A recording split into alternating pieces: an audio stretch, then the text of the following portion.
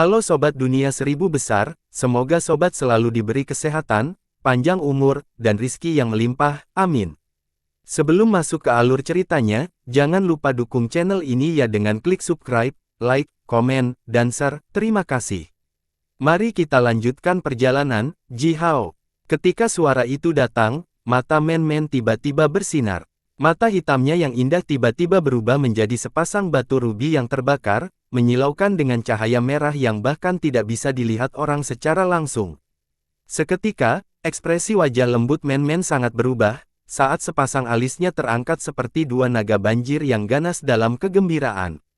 Merebut pengantin wanita, seseorang merebut pengantin wanita. Iya, Men-Men tertawa terbahak-bahak, sepasang matanya menyipit menjadi garis melengkung. Cahaya berapi-api terang menyembur keluar dari mereka, dan bahkan memutar udara di depan wajahnya. Merebut pengantin wanita. Yemo Sanye memandang Men-Men dengan bingung dan bertanya, apa artinya itu?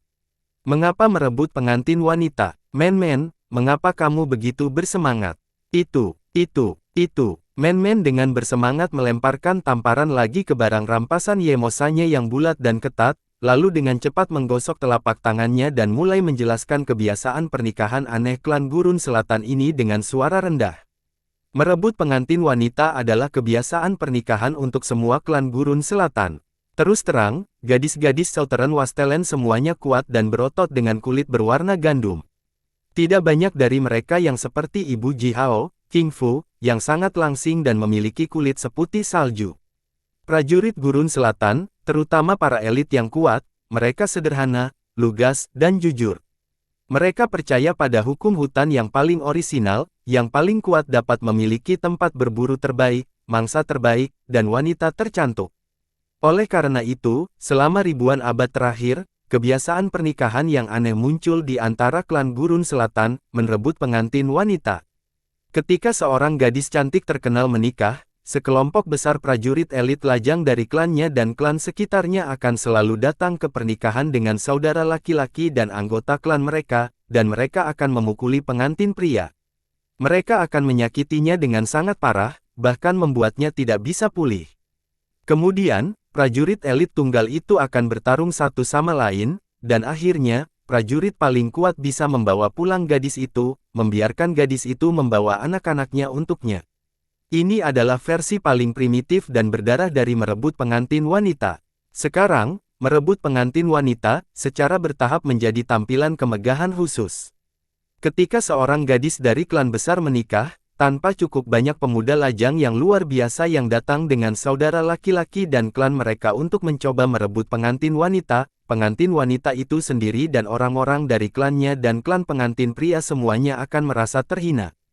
Seorang prajurit yang kuat harus bisa mengalahkan semua pemuda elit yang datang untuk merebut pengantin wanita, dan berhasil menikahi gadis yang dia cintai, sehingga dia bisa dihormati.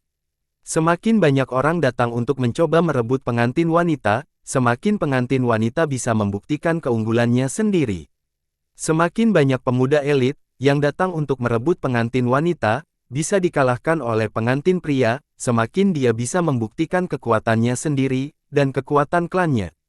Kupikir tidak ada yang akan datang untuk merebut pengantin wanita di pernikahan Paman Wen Ming dan saudara perempuan Tusan, teriak Men-Men dengan penuh semangat, bagaimanapun, ini Midland, ini kota Puban. Hal-hal mungkin berbeda dari keadaan di Gurun Selatan kita. Tertawa, terbahak-bahak, rambut panjang Men-Men bahkan naik ke udara. Aliran tipis cahaya berapi-api menyembur keluar dari akar rambutnya dan segera mengubah rambutnya menjadi merah bersinar. Panas yang hebat dilepaskan dari kepalanya. Bahwa kepala kecilnya seperti obor, mengirimkan serpihan api setinggi 1 meter. Yemo Sanye sedikit kesal. Dia menyingkir beberapa langkah, menatap Men-Men dan bertanya dengan suara rendah, jadi kapan kamu menikah dengan Erliao? Men-Men menyipitkan matanya, dengan serius mengangguk dan berkata, jadi abah saya memberitahu saya bahwa sebelum Jihao cukup kuat, dia tidak akan membiarkan saya menikahinya. Abah saya telah memberikan kata-katanya bahwa ketika saya menikah dengan Jihao, semua 1000 klan teratas di Gurun Selatan harus mengirim 100 pemuda kelas atas untuk merebut pengantin wanita. Kalau tidak, abahku tidak akan senang. Yemo Sanye dengan liar membuka mulut dan matanya karena terkejut, dan menatap Men-Men. Beberapa saat kemudian, dia bergumam pada dirinya sendiri, Tuan Jihao adalah sangat malang. Man-Man memukul dadanya dengan gemuruh, seolah-olah dia sedang memukul drum, lalu dia mengangkat kepalanya dan berkata dengan semangat tinggi, "Aku tahu seseorang akan datang untuk merebut pengantin wanita. Oleh karena itu, sesuai dengan aturan gurun selatan kami, saya telah bersiap. Haha, ayo pergi, ayo lihat. Lihat siapa yang mencoba merebut pengantin wanita kita." Man-Man dan Yemo Sanye tidak berbicara dengan suara rendah sama sekali. Oleh karena itu, semua orang yang duduk di aula telah mendengar setiap kata yang mereka ucapkan. Wajah Kaisar Sun sedikit berkedut, lalu dia tertawa dan berkata, "Hehe, jadilah menantu laki-laki Zurong, hehe." Kaisar Sun sepertinya menyadari bahwa dia entah bagaimana menikmati kemalangan Jihao. Tapi sebagai kaisar manusia, dia seharusnya tidak seperti ini. Oleh karena itu, dia mengangkat lengannya dan menyeka sudut mulutnya dengan keras. Wajah Sisi menjadi gelap. Ini adalah hari yang beruntung, hari pernikahan si Wen Ming dan Putri Tusan. Upacara besar yang penting juga akan diadakan pada hari ini untuk penyatuan klan Yu Chong dan keluarga Tusan. Tapi tiba-tiba, seseorang datang untuk membuat masalah. Ini bukan Southern Wastelen, tidak ada yang namanya merebut pengantin wanita di sini. Oleh karena itu, jika seseorang mencoba merebut pengantin wanita di kota Puban, dia seharusnya sengaja menimbulkan masalah. Sisi dengan tidak menyenangkan melirik lelaki tua Tusan, lalu menatap Putri Tusan. Orang tua Tusan mengangkat tangan kanannya, juga dengan wajah cemberut.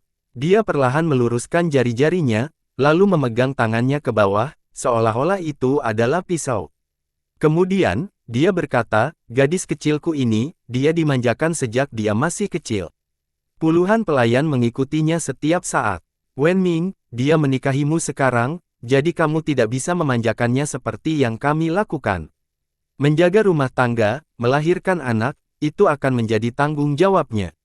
Kamu bisa tegas dengannya jika harus." Ketegangan Sisi tampak mereda seketika. Ketika dia melirik lelaki tua Tusan dan Putri Tusan, dia bermaksud sesuatu yang khusus. Dia menanyai Tusan Princess, saat dia bertanya-tanya apakah Tusan Princess memiliki kekasih yang sekarang muncul untuk membuat keributan. Tanggapan lelaki tua Tusan cerdas. Dia memberitahu Sisi bahwa Putri Tusan diikuti oleh puluhan pelayan sejak dia masih kecil. Tanpa pertanyaan, dia tidak akan pernah melakukan apapun untuk merendahkan keluarganya. Melihat gerakan tangan lelaki tua Tusan, Sisi tertawa terbahak-bahak, "Hahaha, sepertinya seseorang bercanda dengan kita hari ini." Dalam hal ini, sebelum Sisi menyelesaikan pidatonya, teriakan keras dan bangga Man-Man bisa terdengar dari kejauhan. "Tidak, apakah Anda bahkan mengerti aturannya? Jika kamu ingin merebut pengantin wanita, kamu harus melewati beberapa penghalang yang ditetapkan oleh Tuan Manusia-manusia terlebih dahulu. Menurut aturan Southern Wastelen kami, mereka yang datang untuk merebut pengantin wanita harus memenangkan kompetisi minum pada awalnya. Tuanmu manusia pria dengan ramah memberitahu Anda bahwa minuman keras yang akan Anda minum diresapi dengan rumput mabuk naga, buah yang kehilangan dewa, bunga yang melembutkan tulang, pembuluh darah pemecah darah dan 95 jenis herbal lainnya. Secangkir minuman keras ini bisa menjatuhkan manusia biasa, yang mungkin tidak akan pernah bangun kembali. Ayo, Yumu, kamu pergi dulu. Dapatkan anak-anak ini." Di luar istana Tusan, Yi Tian dengan marah menatap Man-Man, yang menghalangi jalannya. Di belakang Yi Tian, hampir 10.000 pemanah gurun timur sedikit menurunkan tubuh bagian atas mereka dan membawa busur mereka, tampak siap untuk melancarkan serangan kapan saja. "Gadis kecil, pergilah." Melihat Man-Man, Shao Si, Yemo Sanye, Yumu dan yang lainnya berdiri di jalan, Yi Tian berteriak dingin dan mendorong Man-Man di pundak. Yi Tian mendorong dengan cepat saat petir yang menusuk mata muncul di ujung jarinya, bersama dengan guntur yang memekakkan telinga yang membuat orang tidak bisa berdiri dengan mantap. Di dalam petir yang mendesis, telapak tangan kanannya berubah menjadi ungu cian dan tembus cahaya, tampak seperti potongan kristal yang terkondensasi dari petir. Di dalam area 300 meter di sekitarnya, udara tiba-tiba dipenuhi dengan baut listrik kecil yang membuat rambut panjang Man-Man, Shao Si dan Yemo Sanye berdiri tegak. Baut listrik ungu sepanjang 1 inci memanjang keluar dari ujung rambut mereka, sementara mati rasa yang kuat memperlambat kecepatan reaksi mereka beberapa kali. Ah, Men-Men tidak berpikir bahwa Yi Tian akan benar-benar melanggar aturan Gurun Selatan. Ini merebut pengantin wanita. Bagaimana dia bisa menyerang tanpa mengucapkan sepatah kata pun? Api yang mengamuk dilepaskan dari tubuh Men-Men. Sementara itu, simbol mantra ilahi berbentuk api bersinar di antara alisnya. Cahaya simbol mantra ilahi merah keemasan menyebar dengan cepat, saat simbol merah keemasan yang indah dan rumit muncul di kulit Men-Men satu demi satu. Tubuhnya terbakar seperti gunung berapi yang meletus, menyebarkan panas yang putus asa dan mengerikan. Jika kamu tidak minum, kamu tidak bisa merebut pengantin wanita. Men-Men menggeram dalam-dalam sambil melemparkan pukulan ke telapak tangan Yi Tian. Tinju kanan Men-Men melingkar dalam api yang mengamuk, dan tinju kecil itu transparan seperti batu rubi yang bercahaya. Lingkaran api menyembur keluar darinya seperti bintang jatuh yang turun dari langit, dengan keras menghantam telapak tangan Yi Tian. Diikuti oleh ledakan yang menggelegar, gelombang petir dan aliran api saling terjerat, berbenturan satu sama lain dan menyebabkan ledakan teredam, menyebar ke segala arah. Tanah di luar istana Tusan retak, dan alun-alun beraspal batu giok putih hancur. Ratusan pelayan yang berdiri di alun-alun untuk menyambut tamu berteriak ketakutan. Mereka didorong ke tanah oleh aliran udara yang kuat dan ganas dan berguling di seluruh tanah seperti bola. Tangan kecil Men-Men gemetar hebat saat dia melangkah mundur dengan cepat. Api yang membakar tubuhnya tiba-tiba meredup, sementara beberapa petir yang menyilaukan mengebor tubuhnya melalui tangannya, membuatnya gemetar tanpa bisa berhenti. Yi Shen sedikit gemetar. Baut listrik yang melingkar di jari-jarinya sedikit meredup, lalu menyala kembali. Baut listrik sepanjang 5 kaki menyilaukan jari-jari kanannya, membuat suara mendesis dan letupan yang keras.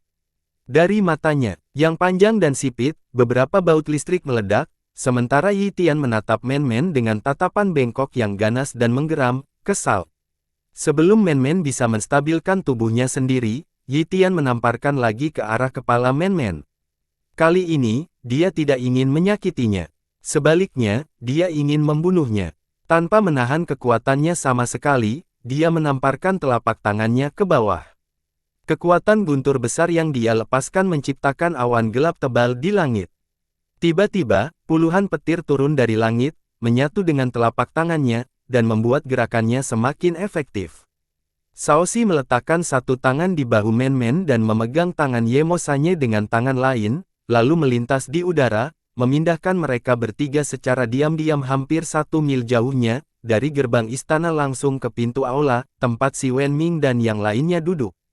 Yumu berteriak keras sambil mengangkat panci besi besar yang dibawa di punggungnya melawan serangan telapak tangan Yi Tian.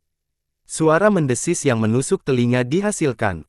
Ratusan baut listrik meledak dari panci besi besar, sementara tubuh Yumu ditembus oleh arus listrik yang membuat tubuhnya bersinar seperti obor. Arus listrik yang menakutkan mengebor ke setiap sudut tubuhnya dan membuatnya tembus cahaya. Melalui tubuhnya yang tembus pandang itu, orang bisa dengan jelas melihat organ dalam tulangnya. Sakit, Yumu berteriak, lalu membuka mulutnya dan menyemprotkan seteguk kabut hijau tua ke Yi Tian. "Pria, kamu melakukan ini padaku," teriak Yumu, "ketika kamu menggambarkan hal ini merebut pengantin wanita, kamu tidak pernah menyebutkan bahwa seseorang mungkin mencoba membunuh teman pengantin wanita." Bong! Baut listrik yang tertinggal di tubuh Yumu meledak saat dia mundur secepat yang dia bisa sementara asap hitam mengembang darinya. Tubuhnya yang gemuk seperti bakso telah menyusut besar. Jelas, sebagian lemaknya terbakar oleh arus listrik di tubuhnya. Kabut hijau tua menyelimuti Yi Tian, tetapi petir terang muncul dari tubuhnya, berubah menjadi medan gaya guntur berbentuk api, dan melindunginya di tengah. Kabut beracun dibakar dan digasifikasi oleh baut listrik yang mendesis di tubuh Yi Tian, berubah menjadi aliran asap tidak berwarna dan tidak berbau yang menghilang di udara. Setelah serangkaian suara keras, Yumu mundur puluhan langkah berturut-turut, lalu akhirnya gagal menstabilkan tubuhnya sendiri dan pantatnya berdebar di tanah. "Mati!" Yi Tian menunjuk ke arah Yumu dan berteriak, "Putri Tusan adalah milikku. Siapapun yang berani menyentuhnya akan mati."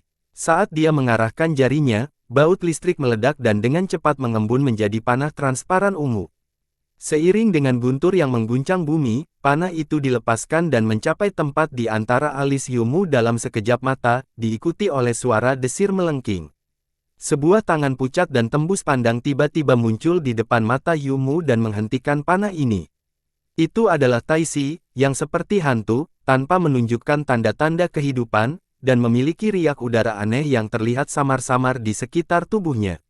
Dia sepertinya bahkan tidak ada di dunia sama sekali. Panah yang mengembun dari baut listrik menghilang begitu menyentuh tangan Taisi, seolah-olah dia pernah ada. Taisi sebagian besar mengeluarkan matanya yang pucat yang sama sekali tidak berwarna, tanpa ekspresi menatap Yi Tian, dan berkata, Paman Wenming lebih tampan darimu. Mengapa kamu datang untuk menimbulkan masalah? Si Wenming baru saja bergegas keluar dari aula. Mendengar Taisi, dia berhenti sejenak, lalu mengusap wajahnya yang persegi, jantan dan serius. Dia telah hidup selama puluhan tahun. Beberapa orang mengatakan bahwa dia memiliki wajah yang tidak berdaya dan beberapa mengatakan bahwa dia terlihat dapat diandalkan. Ada beberapa yang mengatakan dia terlihat lebih tua dari yang sebenarnya, sementara yang lain bahkan mengatakan dia mirip leluhurnya, Kaisar Xuanyuan. Namun demikian, ini adalah pertama kalinya seseorang mengatakan bahwa dia tampan. Si Wenming menggelengkan kepalanya dengan senyum pahit di wajahnya dan berkata dengan keras, Taisi, kamu tidak pandai dalam pertempuran jarak dekat, tinggal di belakang. Taisi meraih bahu Yumu. Tangannya yang pucat sedingin es, yang membuat Yumu gemetar kedinginan. Bahkan lapisan lemaknya mulai bergetar hebat. Taisi bergoyang perlahan, dan dengan mudah menggendong Yumu, dengan lapang melayang ke samping Shaoxi dan Men-Men, persis seperti hantu. Yi Tian mengangkat kepalanya, menatap Si Wenming dengan sepasang mata yang menyilaukan. Si Wenming, Putri Tusan adalah milikku. Saya telah mencintainya sejak saya masih kecil. Dia ditakdirkan untuk menjadi milikku. Saya tahu bahwa Markis Chong Sisi telah memberikan kontribusi besar bagi umat manusia, dan sebagai putranya, Anda juga menjadi terkenal. Tetapi pencapaian Anda tidak dapat menggantikan cinta. Hal antara Tusan Princess dan aku adalah cinta sejati. Kembalikan Sun Princess padaku. Kembalikan dia padaku. Yi Tian meraung ke arah langit, lalu sepasang sayap guntur ungu menyebar di belakang tubuhnya. Selanjutnya, seluruh tubuhnya berubah menjadi petir yang ganas, menghantam aula. Di dalam petir, guntur besar terlihat samar-samar.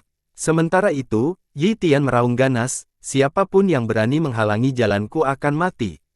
Aku hanya akan menikahi Putri Tusan. Di samping, teriakan cerah Feng Xing bisa terdengar. Dia berdiri di atas bukit 10 mil jauhnya, dengan busurnya terbuka. Pop, diikuti oleh suara resonansi, busur ilahi Feng Xing itu mengirimkan seberkas cahaya keemasan, menembus leher Yi Tian. Di luar langit dunia Pangu, di kekacauan, di mana waktu tidak ada.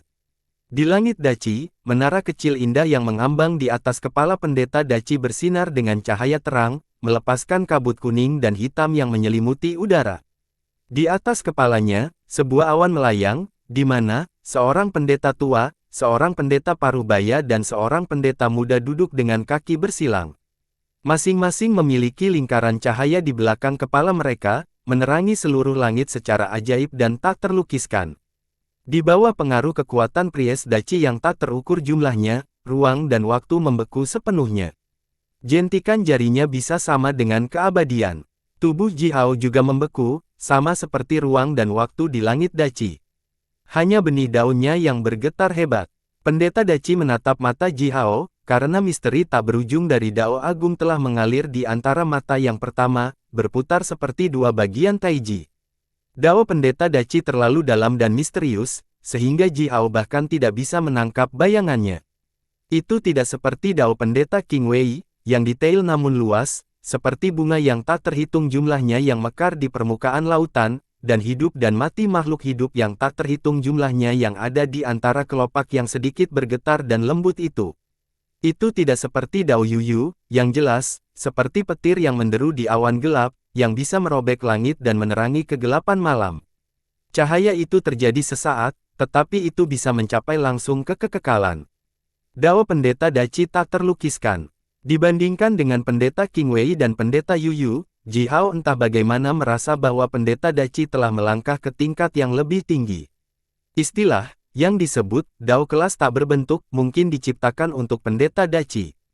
Kekuatan Dao yang tak ada habisnya melonjak keluar dari mata pendeta Daci ke mata Ji Hao, ke benih Dao matahari melalui matanya. Dan kemudian bergabung dengan seluruh tubuhnya. Ji Hao sedikit gemetar. Dia tidak bisa memahami Dao pendeta Daci, tetapi pendeta Daci telah secara paksa menggabungkan Dao-nya ke dalam tubuh Ji Hao, bahkan dengan mengambil risiko kehilangan sebagian dari kekuatannya sendiri. Ji Hao merasa seperti babi yang sangat bodoh, sementara pendeta Daci adalah seorang profesor yang berpengetahuan, yang telah mencoba yang terbaik untuk mengajarinya membaca dan menulis. Babi itu tidak bisa menulis, tetapi pendeta Daci meraih kukunya dan menggambar garis di tanah berlumpur yang lembab berulang kali. Sekali, 2 kali, 3, 4 kali, 5 kali, 6 kali, 7 kali. Setelah miliaran kali pengulangan, babi bodoh itu akhirnya belajar menulis karakter 1, yang merupakan garis lurus sederhana. Semua harta Ji Hao dikeluarkan. Yu Yu dan Qing Wei mengambil harta karun itu di belakang istana Dao pendeta Daci. Tidak ada apa-apa selain dinding kayu tipis antara Yu Yu, Qing Wei, pendeta Daci, dan Ji Hao. Dinding kayu itu gelap dan berbintik-bintik, tertutup tebal dengan pola aneh yang tak terhitung jumlahnya. Masing-masing pola ini tampaknya mewakili prinsip abadi dunia Pangu. Dari balik dinding kayu ini, rasa kekuatan yang bahkan lebih kuat, lebih dalam, misterius dan tak terlukiskan daripada rasa kekuatan pendeta Daci sendiri, menyebar. Perasaan itu aneh. Jika pendeta Daci adalah kehampaan berbintang yang luas, sangat luas, benda di balik dinding kayu itu adalah alam semesta, yang telah mencakup kehampaan berbintang ini. Ji Hao punya gagasan kasar tentang identitas makhluk ini. Namun, dia tidak berani mengatakannya, bahkan tidak memikirkannya. Dia tidak bisa berbicara atau memikirkan makhluk mengerikan itu. Dia hanya menatap pendeta Daci tanpa mengedipkan matanya. Dia menatap mata pendeta Daci itu, membiarkan esensi Dao pendeta Daci perlahan menyatu dengan seluruh tubuhnya. Kecuali jembatan emas, semua harta Ji Hao dikeluarkan dari tubuhnya, termasuk cermin ilahi Pansi, pedang penghancur iblis 9 matahari, tombak 9 matahari, jubah tahan karat 9 matahari, pita matahari abadi, kuali jiwa gelap yang dalam, botol liuren pradunia, bendera pembunuh gelap, staf moho, dan semua harta dengan nilai berbeda yang dia rebut dari musuh atau diperoleh melalui cara lain. Dari harta tertinggi pradunia hingga harta roh pradunia, senjata ilahi setelah dunia, senjata suci, harta tingkat ilahi magus, harta tingkat raja magus, bahkan senjata tingkat senior dan produk aneh non-manusia itu diambil. Semua yang dimiliki Ji Hao, bahkan kristal ajaib biasa itu, diambil oleh Yu Yu dan Qing Wei, kecuali satu. Kuali kecil yang dikelilingi oleh api 5 warna di perut bagian bawah Ji Hao, pendeta Daci, pendeta Qing Wei dan pendeta Yu Yu bergandengan tangan dan menggeledah tubuh Ji Hao. Namun, mereka masih gagal menemukan kuali di perut bagian bawah Ji Hao. Ji Hao tidak tahu apa yang akan dilakukan pendeta Qing Wei dan Yu Yu dengan harta karunnya itu, tetapi dia bisa merasakan sesuatu dari balik dinding kayu tipis.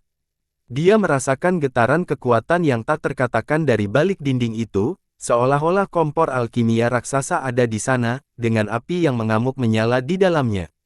Lambat laun, Ji Hao merasa tubuhnya seringan awan. Di bawah kultivasi murah hati pendeta Daci, benih Dao matahari Ji Hao telah mengalami transformasi magis. Mengelilingi benih Dao matahari, rantai sihir yang mengembun dari Dao matahari yang agung meleleh satu demi satu, berubah menjadi aliran cahaya merah hangat yang bergabung dengan benih Dao matahari. Benih Dao matahari tumbuh lebih besar dan lebih besar, berubah menjadi lebih redup, dan perlahan berubah menjadi merah dari keemasan. Terlepas dari kekuatan positif murni Dao, aliran kekuatan yang sangat negatif diam-diam muncul dan dikombinasikan dengan kekuatan positif, seperti api yang menyatu dengan air. Keganasan yang dihasilkan oleh kultivasi Ji Hao berdasarkan Dao matahari yang agung setelah dia mencapai tingkat tertentu perlahan dikendalikan. Ji Hao, mengenai urusan duniawi, kamu harus melakukan yang terbaik, tetapi tidak perlu bersikeras melakukan apa yang tidak bisa kamu lakukan. Suara pendeta Daci tiba-tiba bergema di ruang spiritual Ji Hao, jika semuanya berjalan dengan baik, kamu dapat melakukan apapun yang kamu inginkan. Jika tidak, Anda akan tahu kapan harus mundur. Dao Agung ada di benak Anda harus mengingat ini. Pendeta Daci perlahan mengulurkan jari dan dengan lembut menjentikkan di antara alis Ji Hao. Bas! 9 awan jernih naik dari kepala Ji Hao berturut-turut dan bergabung bersama, menahan matahari merah radius ratusan meter. Matahari ini hangat, namun tanpa cahaya yang menyilaukan, tampaknya bahkan lebih ajaib dan misterius daripada benih matahari Dao. Ji Hao jelas merasa bahwa roh primordialnya telah melalui transformasi mendasar. Di belakang pendeta Daci, di balik dinding kayu tipis itu, sedikit suara senandung datang dari istana Dao. Segera, beberapa aliran cahaya terbang keluar, dengan cepat melayang di sekitar tubuh Ji Hao. Jubah sihir pertahanan seperti kabut yang berwarna hitam dan putih, disebut jubah Taiji. Pedang tajam sepanjang 8 kaki, setajam sambaran petir, berkedip-kedip di udara, disebut pedang Dewa Taiji. Kuali besar berkaki 4, seberat gunung dan melepaskan kabut tebal, disebut penciptaan Taiji. Cermin ilahi tebal yang bersinar dengan cahaya ilahi yang terang, yang disebut Taiji Universe. Jubah itu dengan lapang mendarat di tubuh Ji Hao dan berubah menjadi kemeja panjang yang tampak biasa, lembut dan tanpa bobot. Pedang panjang setinggi 8 kaki jatuh ke tangan Ji Hao, terkadang sangat dingin dan terkadang sangat panas. Ketika mendarat di tangan Ji Hao, itu seringan bulu, tetapi ketika dia mencoba memegangnya, itu seberat gunung tertinggi di dunia.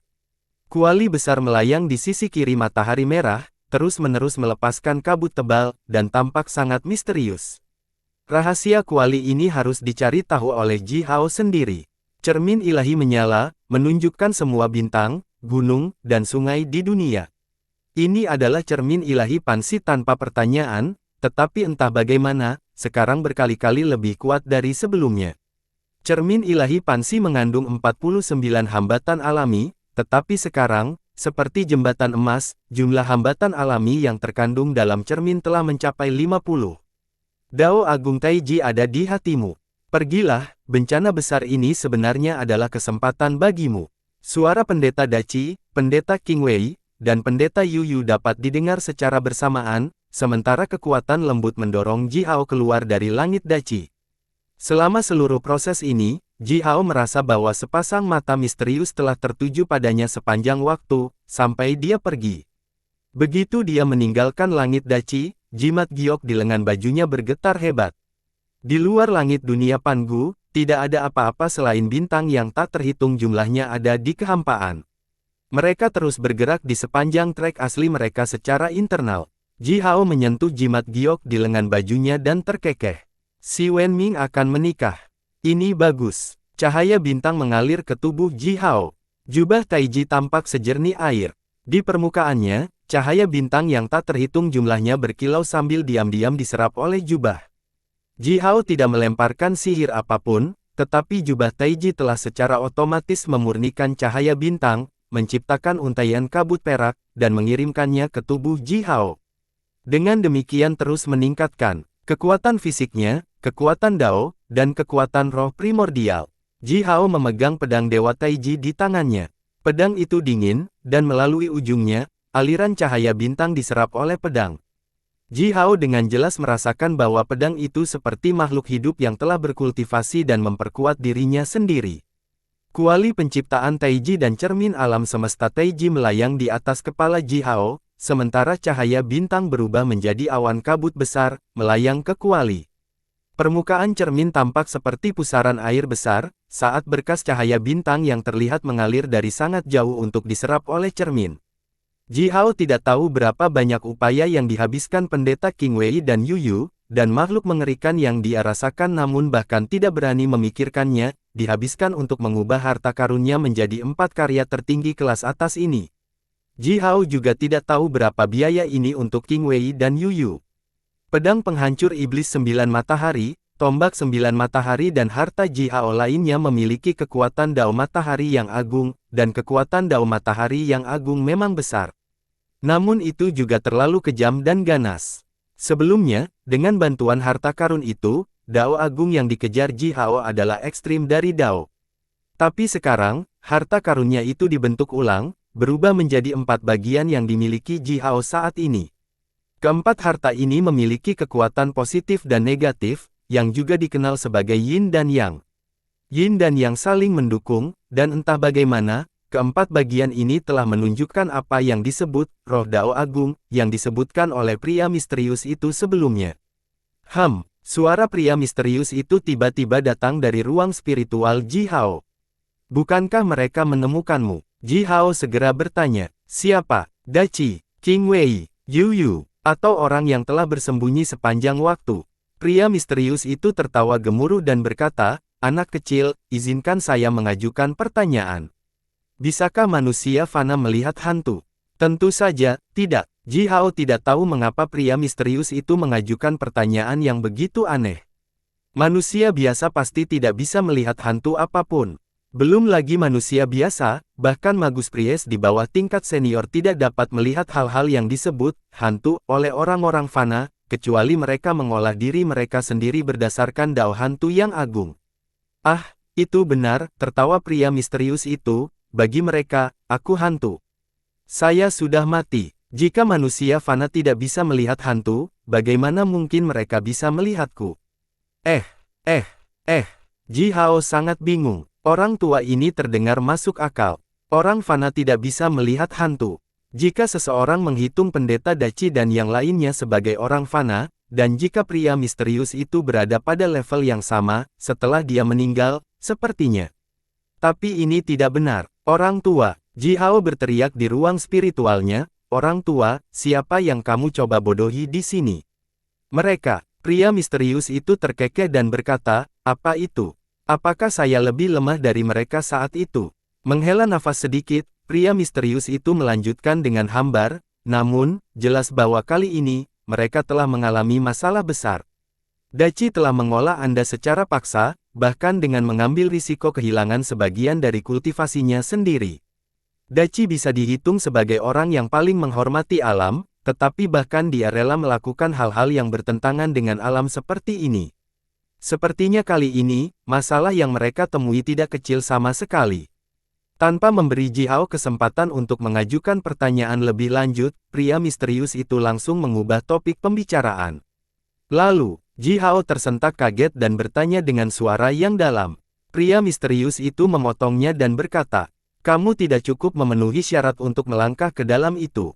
Lindungi diri Anda dan orang-orang yang dihargai oleh Anda. Secara keseluruhan, ikuti saja hati Anda. Saya pikir, ini juga niat sebenarnya dari pendeta Daci, atas upaya yang dia lakukan pada Anda, bukan? Berhenti sejenak, pria misterius itu melanjutkan dengan suara yang dalam namun kuat itu, pergi ke Gunung Buzu. Keempat bagianmu ini lumayan, mereka sudah menjadi harta pradunia tertinggi. Tapi bagaimanapun juga, mereka dibuat oleh orang lain, itu berarti menggunakannya, kekuatan Anda sendiri masih akan membatasi kekuatan harta karun ini. Kamu masih membutuhkan harta roh yang nyata. Pria misterius itu menghela nafas dan bergumam tak berdaya, faktanya, jika kamu cukup kuat, kamu tidak akan membutuhkan hal-hal ini. Tapi kamu, anak kecil, kamu sangat lemah. Mengapa Anda begitu lemah? Sekarang, Anda hanya dapat mengandalkan harta dan senjata ini untuk membela diri. Ini hanya, Ji Hao hampir menjadi gila oleh kata-kata pria misterius itu. Dibudidayakan oleh pendeta Daci, benih dao mataharinya sudah berhasil mulai menghasilkan dasar dao. Matahari merah memiliki kekuatan yang sangat positif di luar dan kekuatan yang sangat negatif di dalam, Yin dan Yang telah bergabung bersama, yang berarti Ji Hao sudah memiliki kaki yang melangkah ke tingkat dasar dao, yang setara dengan tingkat penyihir tertinggi. Setelah Yin dan Yang bergabung sepenuhnya, Dao Taiji akan diciptakan oleh kombinasi Yin dan Yang. Dengan demikian, Ji Hao secara resmi akan melangkah ke tingkat dasar dao. Meskipun level setinggi itu akan dia capai, pria misterius itu masih berpikir bahwa dia terlalu lemah. Seberapa tinggi orang tua ini mengarahkan pandangannya. Sambil menggelengkan kepalanya, Ji Hao tidak melanjutkan percakapan dengan pria misterius itu. Sebaliknya, dia membiarkan jembatan emas melesat keluar dari sela-sela alisnya, lalu mengubah tubuhnya menjadi cahaya keemasan yang jernih, melintas di udara dan menghilang. Dibudidayakan oleh pendeta Daci, kultivasi Dao Ji Hao meningkat pesat. Meskipun dia tidak tahu di kelas pasti mana dia saat ini, dan dia tidak dapat memahami hal-hal apapun tentang Dao Agung yang dimasukkan paksa oleh Pries Daci ke dalam kepalanya. Itu adalah fakta bahwa kekuatannya telah ditingkatkan lebih dari 100 kali lipat. Dia merasakan kekuatan yang tak terukur dari tubuhnya sendiri, yang membuatnya merasa sangat kuat. Tetapi pada saat yang sama, kekuatan besar itu sangat mudah dikendalikan. Dengan kekuatan jembatan emas, Ji Hao menghabiskan setengah hari kecil untuk turun ke separuh sisa Gunung Buzu dari atas langit. Bagian bawah Gunung Buzu gelap, berdiri tegak di tanah. Dibandingkan dengan bagian atas Gunung Buzu yang meleleh, bagian bawah lebih tebal dan lebih besar. Meskipun puncak gunung sudah runtuh, itu masih sangat tinggi, menjangkau langsung ke awan. Mengambang di depan Gunung Buzu, Ji Hao merasakan kekuatan gunung itu yang tak terlukiskan sekali lagi. Rasanya seperti seluruh dunia menghancurkannya. Awan berair menukik turun dari atas kepalanya. Itu adalah beberapa makhluk air besar yang menyelam bersama puluhan ribu prajurit jenis air dari gerbang surga. Seekor makhluk air, yang wajahnya tertutup sisik hitam, dan lidah panjang keluar dari mulutnya, menggeram keras, "Liao Ji Hao, apakah kamu datang untuk mati?" Ji Hao mendengus dingin, saat 9 awan naik dari kepalanya dan membawa matahari merah selebar ratusan meter. Dari matahari merah, kuali penciptaan Taiji melesat keluar, melepaskan aliran kabut. Mereka membungkus makhluk air itu dan tiba-tiba menyeretnya kembali ke kuali. Dong, dong, dong, 3 suara gemuruh datang dari kuali berturut-turut, lalu mengikuti suara gemerincing, Ji Hao menunjuk ke kuali. Selanjutnya, ribuan potongan kristal sihir air kelas atas seukuran kepalan tangan, ribuan balok logam berbentuk persegi dan ratusan pil merah darah seukuran ibu jari terbang keluar dari kuali. Beberapa makhluk air tingkat ilahi magus tingkat rendah dan puluhan ribu makhluk jenis air yang lebih lemah berubah menjadi benda-benda itu. Kuali penciptaan Taiji mengekstraksi kekuatan air dari tubuh mereka, lalu mengompresnya menjadi kristal penyihir air. Armor yang dikenakan oleh prajurit jenis air itu diubah kembali menjadi balok logam, sementara darah roh mereka menjadi pil darah makhluk roh, yang sebagian besar dapat meningkatkan kekuatan makhluk roh. Ji Hao mengambil pil darah makhluk roh, mengendusnya, dan merasakan aroma yang harum. Melalui hidungnya, kekuatan hangat yang kuat dibor langsung ke organ dalamnya. Sebelum menelan pil, Ji Hao sudah merasakan kekuatan besar di dalamnya. Darah roh puluhan ribu makhluk air diubah menjadi ratusan pil darah. Tidak sulit membayangkan betapa kuatnya pil darah ini. Ambillah, semua milikmu. Ji Hao memberikan pil darah di tangannya kepada Tuan Crow, yang berdiri di bahunya, dan kedua bayi ular api itu melingkar di lengannya. Mar, Crow mengambil pil darah dengan paruhnya dan menelannya. Kemudian, bulunya berdiri tegak satu demi satu dan berdenting satu sama lain. Sepasang ular masing-masing menelan lebih dari 10 pil darah, lalu tubuh mereka tiba-tiba membeku, saat aliran tipis api menyembur keluar dari tubuh mereka. Selanjutnya, getaran kekuatan yang dilepaskan dari mereka mulai tumbuh semakin kuat, saat sepasang mata mereka bersinar terang, yang membuat mereka terlihat galak dan luar biasa. Mengemasi sisa pil darah, Ji Hao mengangkat kepalanya dan melihat ke langit yang lebih tinggi, lalu meluruskan 5 jari tangan kanannya dan menggerakkannya ke lehernya sendiri. Dia tahu bahwa Gong-Gong bisa melihatnya. Dia melakukan itu dengan sengaja untuk membiarkan Gong-Gong melihat. Kamu bisa mengirim lebih banyak orang untuk mencoba membunuhku. Atau kamu bisa turun sendiri untuk menjemputku. Awan melayang bergerak dari atas kepala Ji Hao. Angin kencang naik, mendorong awan ke tepi langit. Beberapa gunung terapung besar bergoyang terbang melintasi, dan di tepi pegunungan terapung itu, sekelompok manusia dengan pakaian kasar dengan gemetar mengulurkan kepala mereka, dengan rasa ingin tahu menatap Ji Hao yang berdiri di bawah Gunung Buzu. Beberapa orang berteriak keras. Orang-orang ini tinggal di pegunungan terapung selamat dari banjir dan hujan tak berujung. Saat ini, mereka dengan bersemangat mendiskusikan Gunung Buzu yang luar biasa tinggi, yang terlalu tinggi untuk menjangkau mereka. Pegunungan terapung besar itu perlahan melayang. Sebuah gunung terapung menggores sudut Gunung Buzu, menyebabkan beberapa batu raksasa jatuh dari yang pertama, menghantam tanah. Seiring dengan teriakan dan jeritan manusia-manusia yang tinggal di atasnya, gunung terapung ini perlahan berputar di udara, sambil didorong oleh angin kencang, di balik awan yang melayang itu.